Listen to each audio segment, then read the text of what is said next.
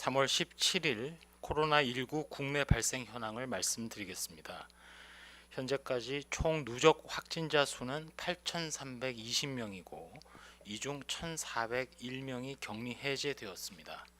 신규 확진자는 84명, 그러나 격리 해제가 264명이 증가해서 전체적으로 격리 중 환자는 계속 감소하고 있습니다. 지역별 발생 현황을 보면 대구 그리고 경기도에서 환자 발생이 많이 늘어나고 있습니다.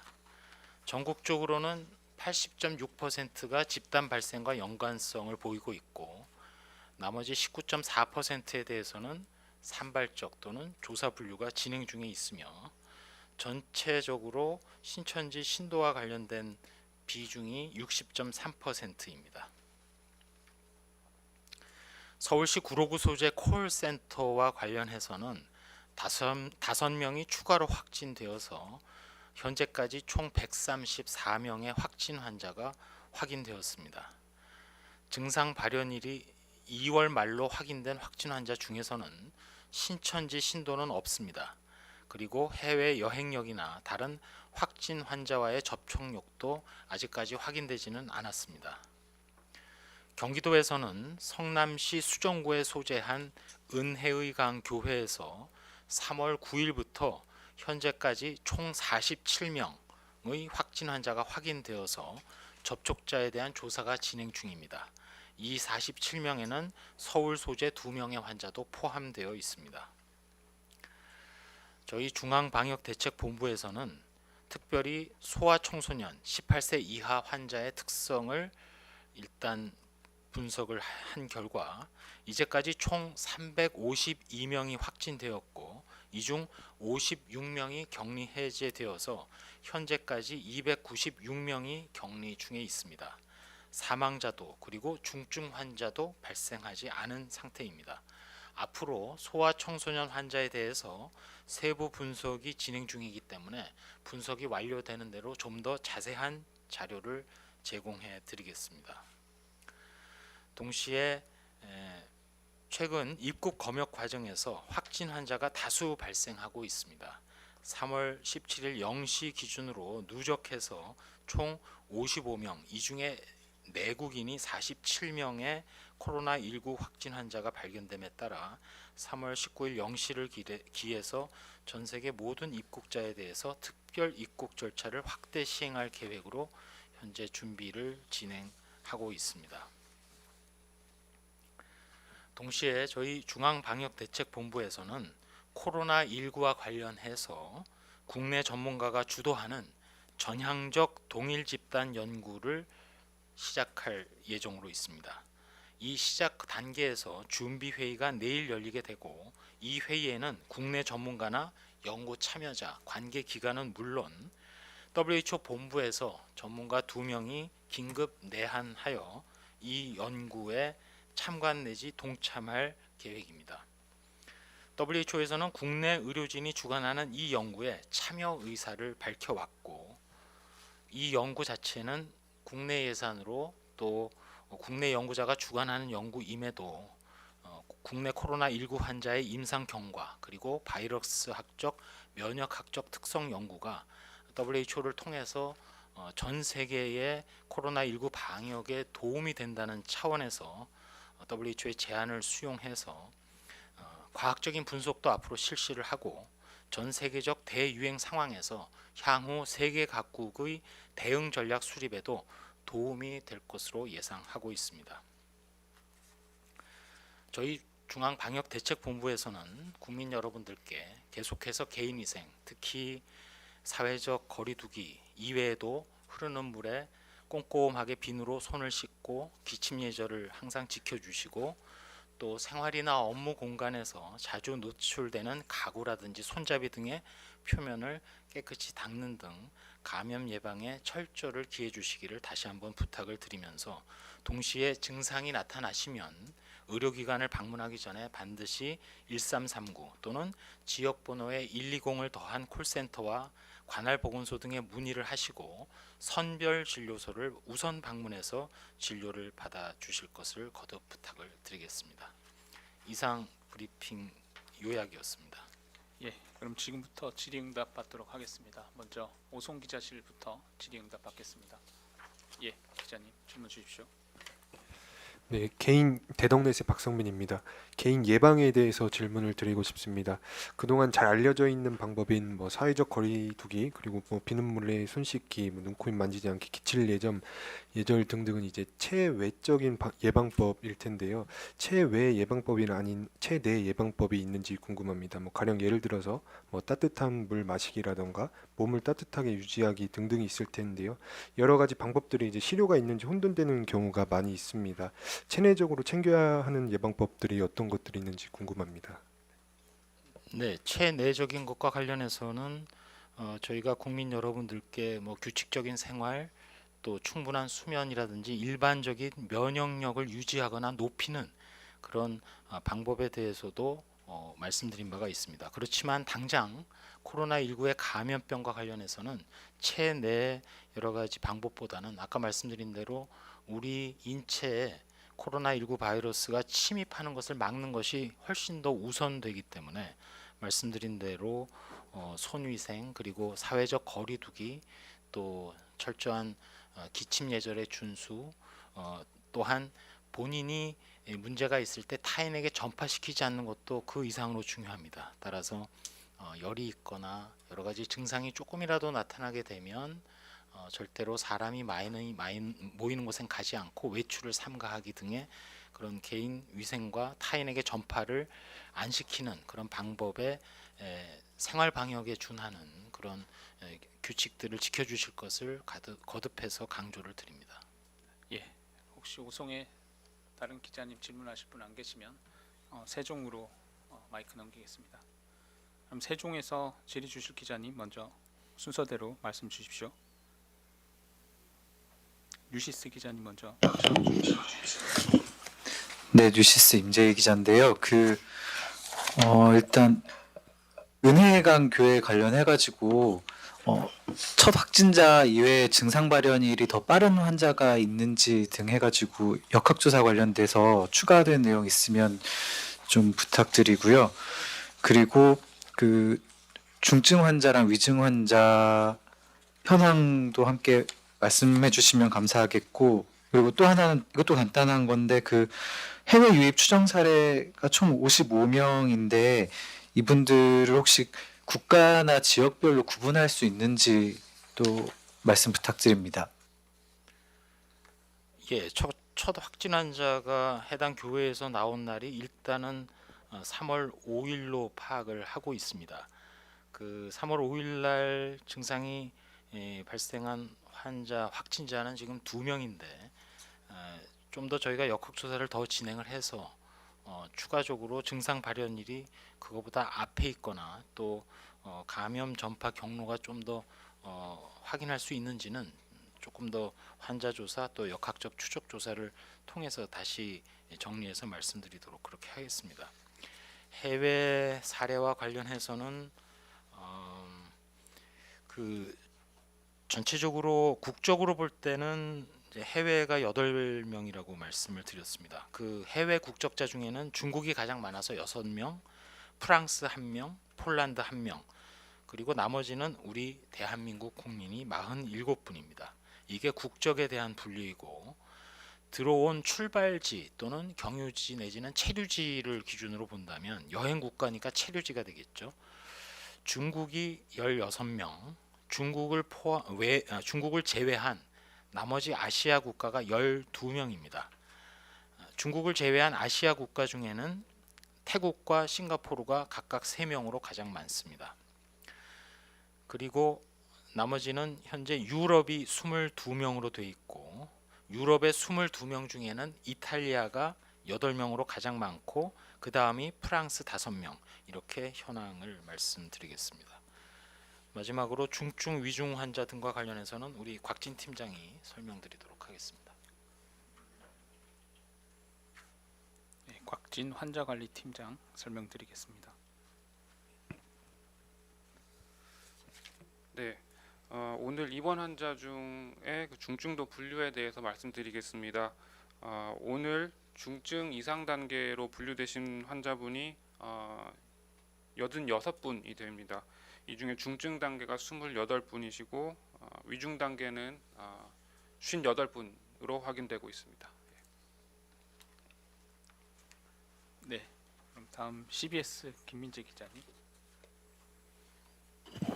예, 특별 입국 절차 관련해서 여쭈려는데요. 그 오전에 국경봉쇄 전면적인 입국 금지 방안에 대한 질문이 있으니까 김강립 차관님이 내국인 입국이 절반이니까 어렵다 말씀하셨는데요. 또 이제 사태 초기에도 중국 입국 금지가 많이 거론이 됐지만 여러모로 비효율적이어서 특별 입국 절차를 그동안 선택을 했는데 지금 유럽이나 북미 등 주요 국가에서도 벌써 출입국 금지를 하고 있고 또 이러다 보니까 사태 초기에 우려됐던 외교적이거나 경제적인 부담이 상당 부분 해소된 것 같고요. 또 내국인 입국을 못 막는다는 부분도 내국인만 들이고 외국인은 막을 수 있을 것 같아서 캐나다도 이미 실제로 자국인들은 들여오고 외국인은 막는 식으로 시행하고 있고요.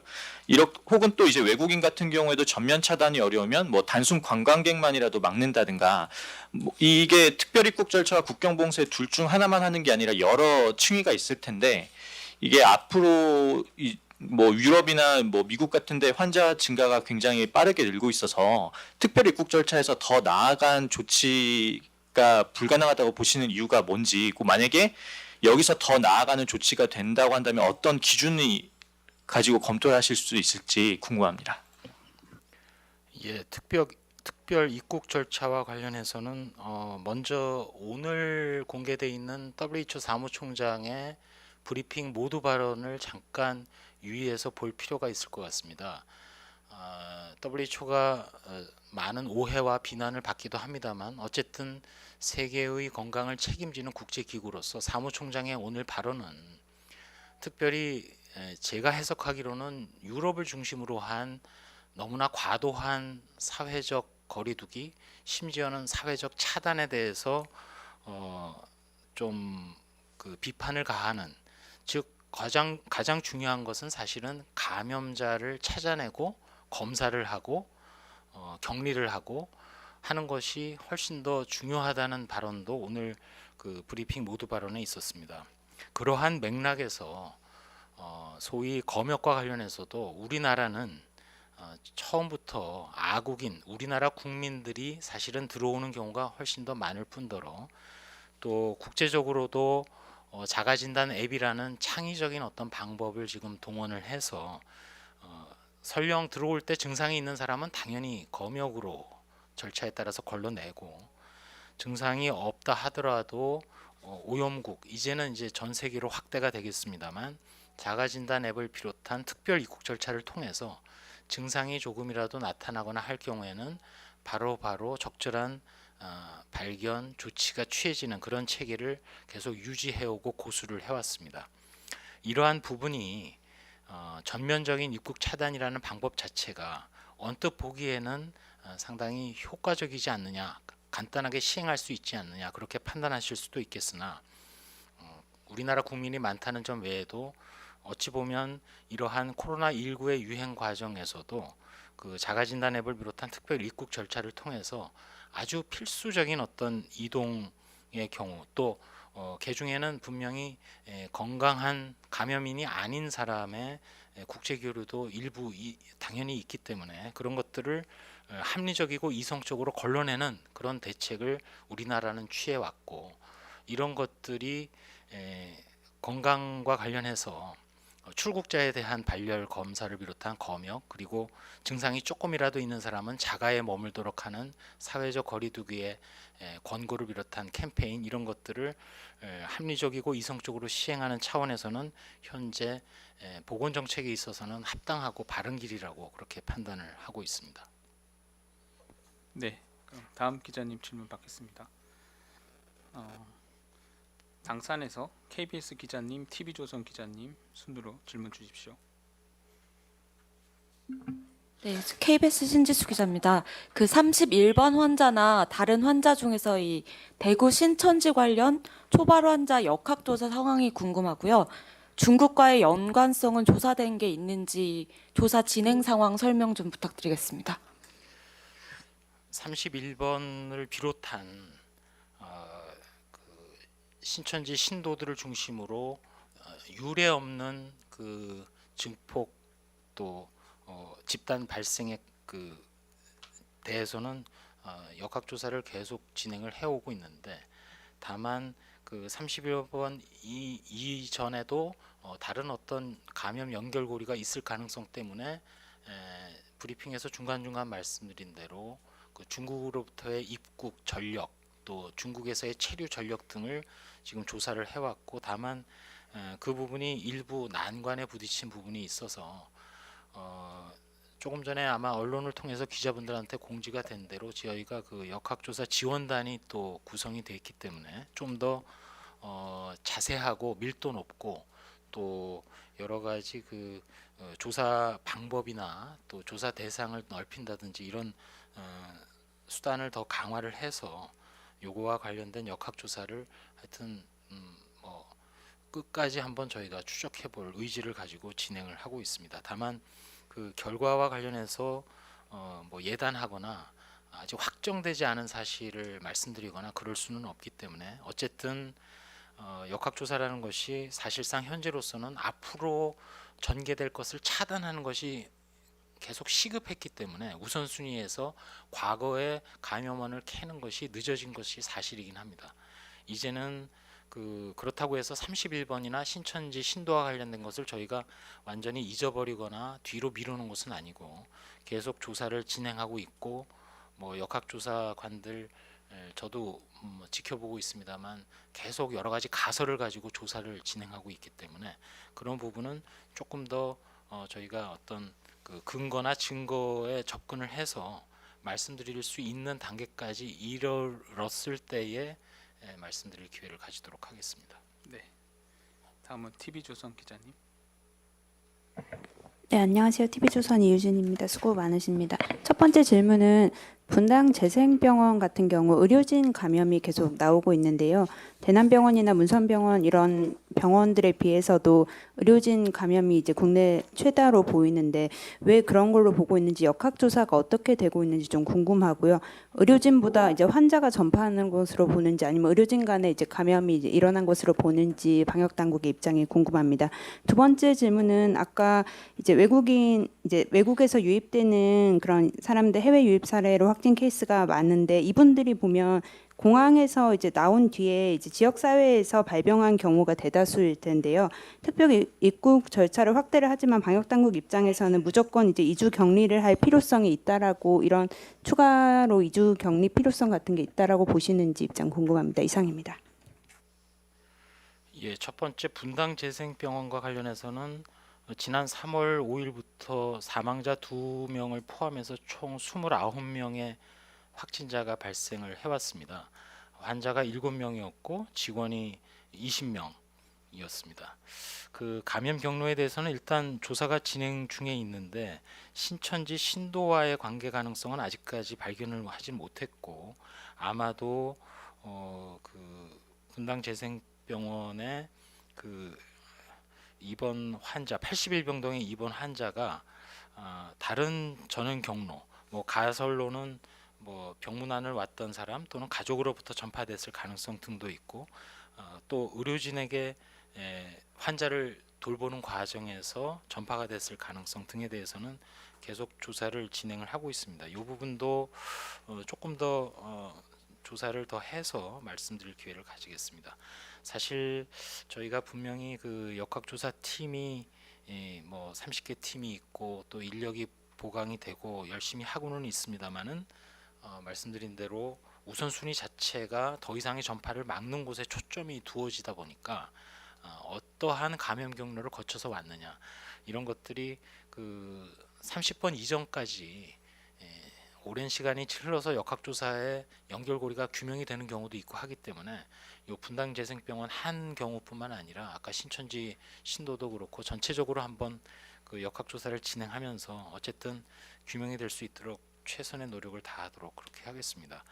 입국자와 관련해서 해외에서 어떤 나라들은 뭐 입국 차단 또는 입국자에 대해서 14일 잠복기 기간 동안 시설 격리 내지는 뭐 어떤 상당히 그 강한 조치를 취하고 있는 것도 사실이긴 합니다. 근데 아까 답변에서도 말씀드렸다시피 그 우리나라의 경우 그 자가진단 앱이라는 어떤 합리적인 대안, 그리고 전국적으로 저희 방역 당국이 어제 본부장께서도 얘기를 했고 계속 저희가 생각하고 있는 것은, 오늘 이제 교육부총리님도 말씀을 하셨고, 코로나19를 궁극적으로 저희가 극복해내고 이겨내는 것은 어찌 보면 그 합리적인 어떤 대안 또 방법에 대해서 방역을 하면서도 일상생활이 유지가 되고, 또 필요한 교류는 안전한 가운데 합리적으로 또 유지가 돼야 되고, 그런 어떤 최선의 방법이 현재까지는 특별입국 절차라고 그렇게 판단을 하고 있고, 아마도 내일이면 또 WHO의 본부에서도 직원들이 와서 저희와 함께 코호트 다른 이제 임상적 연구 논의를 하면서 의견 교환을 하게 될 것입니다만, 아마 이러한 저희 방역 당국으로서는 현재로서는 말씀드린 대로 가장 합리적이고 최선의 노력을 다하고 있는 그런 방안이다라고 생각을 하고 있고, 다만 이것을 진행하는 과정에서 일부긴 합니다만 자가진단 앱이 설치되지 않을 수 있는 그런 그 휴대폰의 문제 때문에 도달하지 못하는 경우라든지 대개 10% 정도가 좀 안 됩니다만, 그런 부분은 또 철저하게 저희가 그 모니터하고 추적해서 관리할 수 있도록 하겠고, 또한 일부 이제 이 자가진단 앱 외에도 능동감시의 개념이 도입이 돼서 각 지자체에서 자가격리까지는 아니더라도 반드시 보건소 요원이 하루에 원래는 2차례 또는 지자체별로는 1차례 이상은 전화를 걸고 통화를 해서 증상 여부를 확인하고 하는 그런 노력들을 통해서 합리적인 판단 위에 세워진 이 정책이 성공하고 유지될 수 있도록 최선의 노력을 다하겠습니다. 다음은 SBS 기자님, CBS 기자님 질문 주십시오. 네, 고생 많으십니다. SBS 김영래 기자입니다. 그 오전에도 이제 특별입국 절차 관련해서 계속 얘기가 나왔는데, 일단은 지금 그 대상국이 전체로 확대된 것 외에 추가적으로 좀 더 강화되는 조치가 있는지 궁금하고요. 지금 이제 보다 적극적인 감시 체계를 적용할 계획이라고 하셨는데, 그러니까 지금 하고 있는 것보다 뭔가 추가로 더 늘어나는 조치가 있을까요?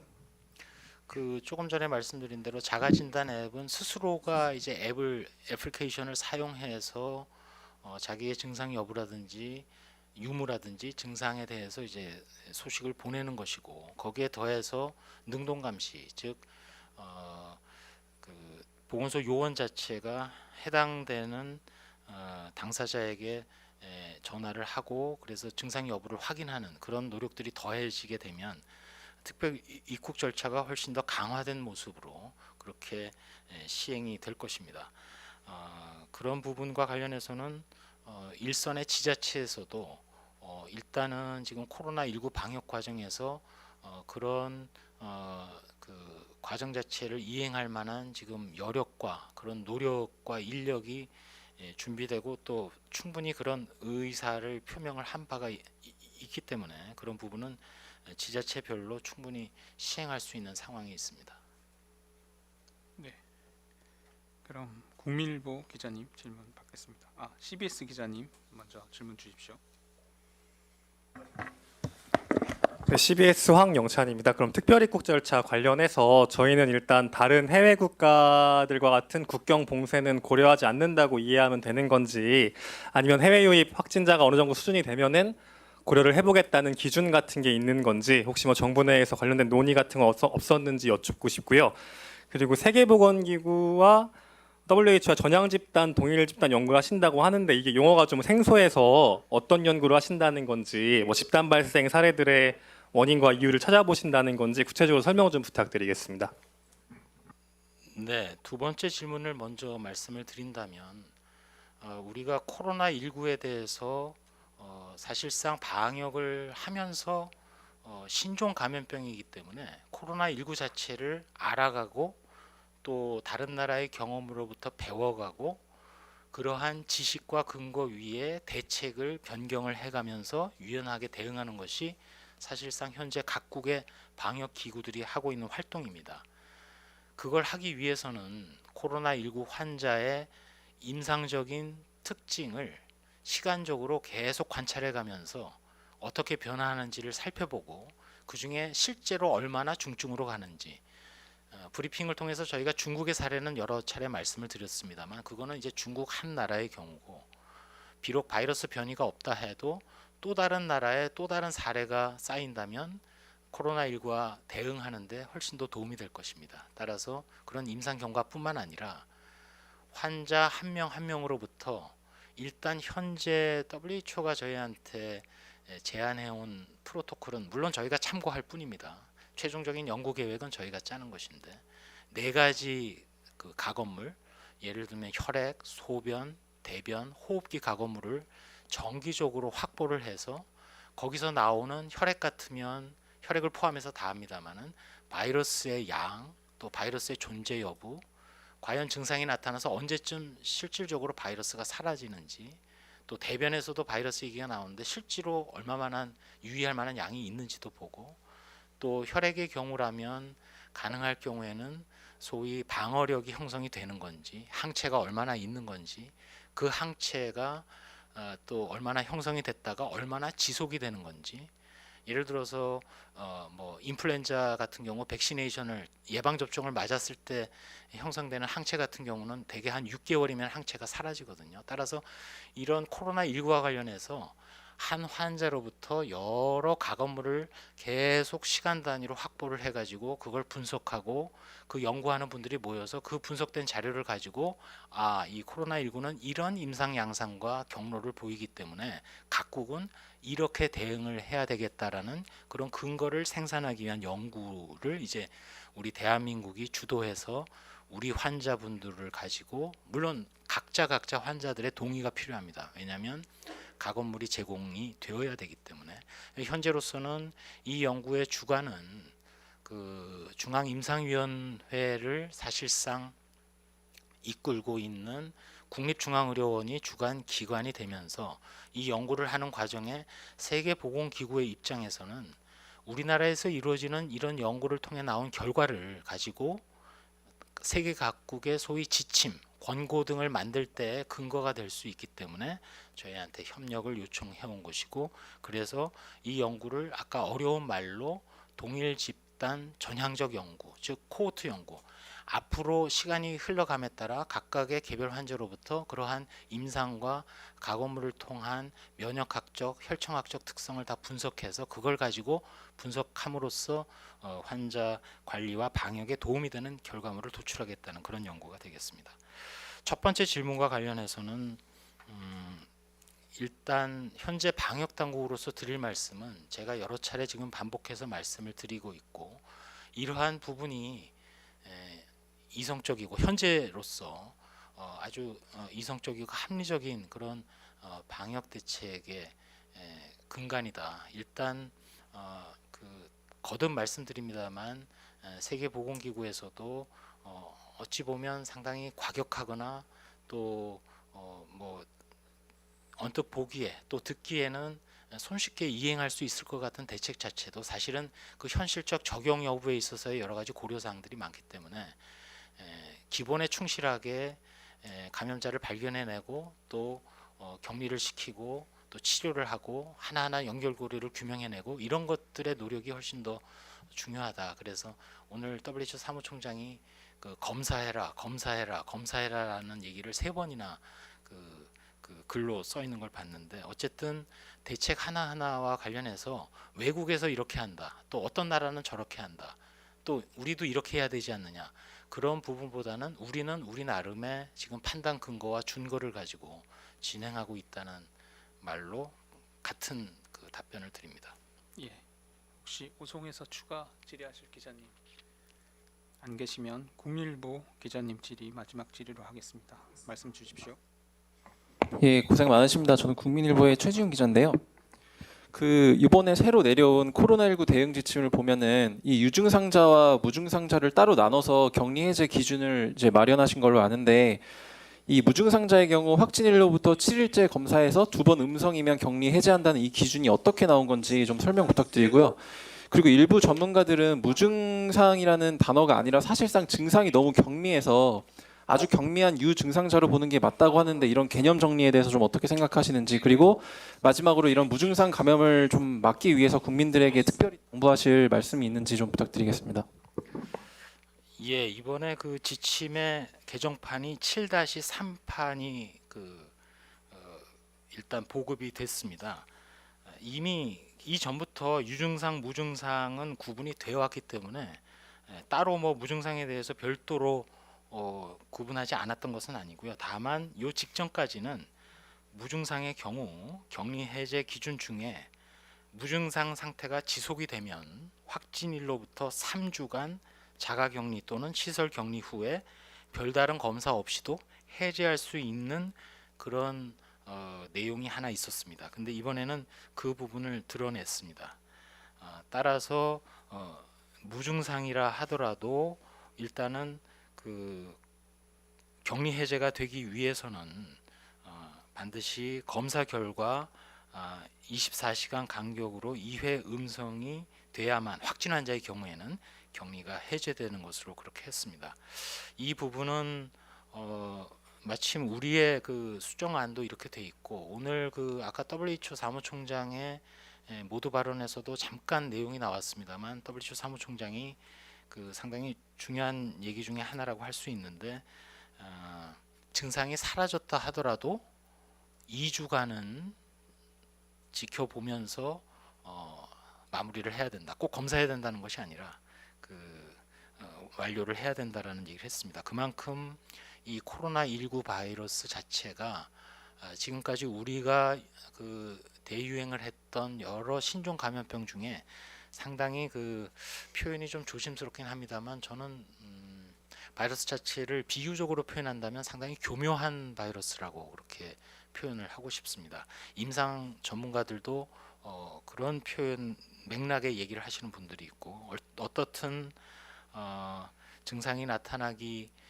전에도 일부 바이러스를 많이 뿌리기도 하고, 또 경증의 경우에도 전파력이 높은가 하면 마찬가지로 무증상 확진 환자의 경우에도 어느 정도 바이러스의 배출이 있는 것이기 때문에 그런 것들을 다 고려하고, 또한 그 일선의 전문가들의 의견, 지자체 의견을 받아서 그렇게 그 지침을 7-3판에서 수정을 했습니다. 이런 부분은 아까 말씀드린 대로 코로나19에 대해서 저희도 사실은 이제 파악을 하고 배워나가는 과정이기 때문에 코로나19를 이겨내기 위한 그런 방법의 하나로 대응 지침이 그렇게 수정이 되어서 저희가 배부가 되었다는 말씀을 드립니다.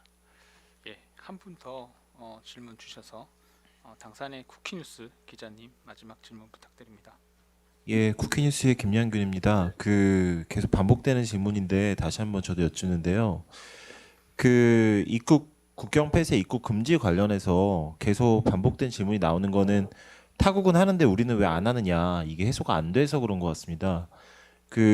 지금 부본부장님께서 계속 우리는 나름의 판단 근거를 갖고 있다라고 말씀하시지만, 국제사회에서 각자 자국의 이익이 우선되고 있고, 그 다음에 특별 입국 절차를 전면적으로 확대하면서 그에 따른 상당한 사회적 비용이 계속 발생하게 되는 것이고요. 그래서 현 상황에서 지금 다국가에서 확산이 폭증하고 있는데, 그러니까 단기간이라도, 그리고 일부 국가에 대해서라도 입국 금지를 논의가 필요하지 않는가, 논의 여지 자체가 현재로서는 없는 것인지 다시 한번 좀 여쭙습니다.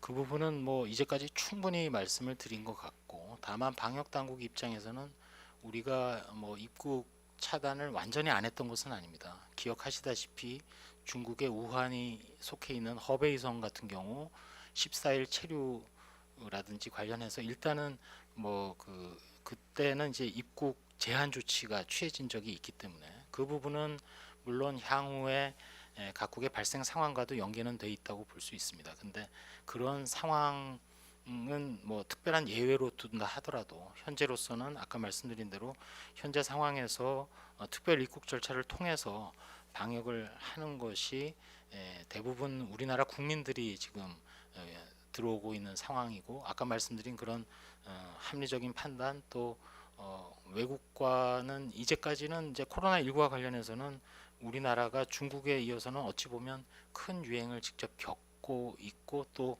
그걸로부터 코로나19에 대해서 좀 더 알아가고 있는 상황이었기 때문에 현재로서는 특별 입국 절차를 통해서 국내 유입 방지 또는 유입이 되더라도 조기 차단하는데 노력을 기울이는 것이 합리적이라고 그렇게 판단하고 있습니다. 그러면 질의응답은 여기까지 받도록 하겠습니다. 그리고 좀 전에 그 해외 유입과 관련된 국적 그 중국 16명, 중국 외 아시아 12명, 유럽은 27명으로 말씀드리겠습니다. 관련된 내용은 간사단 통해서 저희가 국적이나 이런 부분은 확인해서 공지 드리도록 하겠습니다. 그럼 부본부장 마무리 발언 듣고 정례 브리핑 마치도록 하겠습니다. 예, 국내외로 코로나19 상황이 시시각각 변화하고 있습니다. 오늘 발생 통계 중에 유의하게 보셔야 될 부분의 하나는 사실은 경기도입니다. 전체적인 발생이 줄었다 늘었다 이런 걸 떠나서 일단 경기도의 경우 대구만큼의 그 발생이고 대구도 신천지 신도가 아닌 지역사회에서의 발생이 30사례가 넘습니다. 국민 여러분 기억하시겠습니다만 1월 20일에 최초로 코로나19의 국내 유입 사례를 저희가 발견한 후에 30사례까지 찾아내기에 거의 한 달에 가까운 시간이 흘러서야 겨우 30건에 가까운 코로나19 발생이 있었습니다. 지금은 하루에 한 지자체에서도 30건이 넘는 사례가 발생을 했다는 것이 그렇게 무덤덤하게 받아들일 수 있는 상황은 절대 아닙니다. 특별히 경기도의 경우에는 그래프 상으로도 그렇고 많은 증가가 있는 것이 사실입니다. 우리가 그 생활 속 방역의 실천 또 개인위생의 실천으로 코로나19를 이겨낼 수 있고 충분히 우리가 극복해낼 수 있습니다.